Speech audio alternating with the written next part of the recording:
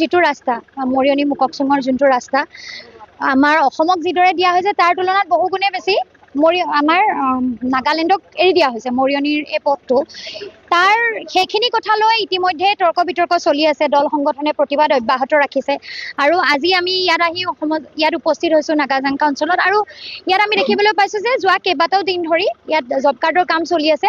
নাগালেণ্ডৰ মানুহে আহি লগতে প্ৰশাসনো আহি ৰাইজক আৰু আগতে ফলক ভাঙি দিয়া হৈছে। এই ৰাস্তাটো জব কাৰ্ডৰ কামেৰেই বনোৱা, কিন্তু আজি পুনৰবাৰ আহি প্ৰায় দাবীয়ে দিয়া হৈছে যে আগতে বাধা দিছিলোঁ, তোমালোকে কাম কেনেকৈ কৰিছা। তেওঁলোকৰ মতে এইখিনিতে বৰ্ডাৰ, এইখিনিৰ পৰা মাটিখিনি নাগালেণ্ডৰ মাটি। ইতিমধ্যে হতাশ হৈছোঁ ৰাজ্য চৰকাৰৰ কাম দেখি, কাৰণ যিটো ৰাস্তা মৰিয়নি মুককচুঙৰ যোনটো ৰাস্তা আমাৰ অসমক যিদৰে দিয়া হৈছে তাৰ তুলনাত বহু গুণে বেছি আমাৰ নাগালেণ্ডক এৰি দিয়া হৈছে মৰিয়নিৰ এই পথটো। তাৰ সেইখিনি কথা লৈ ইতিমধ্যে তৰ্ক বিতৰ্ক চলি আছে। দল সংগঠনে প্ৰতিবাদ অব্যাহত ৰাখিছে আৰু আজি আমি ইয়াত আহি ইয়াত উপস্থিত হৈছোঁ নাগাজাংকা অঞ্চলত। আৰু ইয়াত আমি দেখিবলৈ পাইছোঁ যে যোৱা কেইবাটাও দিন ধৰি ইয়াত জব কাৰ্ডৰ কাম চলি আছে।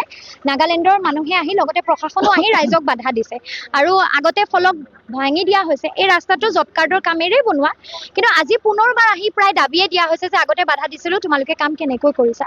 তেওঁলোকৰ মতে এইখিনিতে বৰ্ডাৰ, এইখিনিৰ পৰা মাটিখিনি নাগালেণ্ডৰ মাটি। হয়, আমি এইটো জব কাৰ্ডৰ কাম অলৰেডি আছিলে।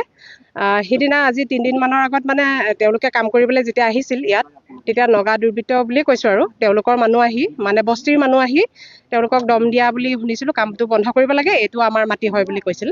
তো আজিৰ পৰা কামটো বন্ধ কৰিব লাগে বুলি কোৱাৰ পাছত মানুহখিনি গুচি আহিল। কামটো বন্ধ কৰাই হ'ল, মানে সেইফালে কাম কৰা নাই। তাৰপিছত আকৌ গম পোৱা গ'ল যে আকৌ কাম ষ্টাৰ্ট কৰিলে। পিছদিনাখনৰ পৰা আমাৰ মানে পঞ্চায়তৰ প্ৰেচিডেণ্ট তেখেতসকলৰ লগত তেখেতসকলেতো অৰ্ডাৰ দিয়ে, তেখেতসকলে কামখিনি লগালে।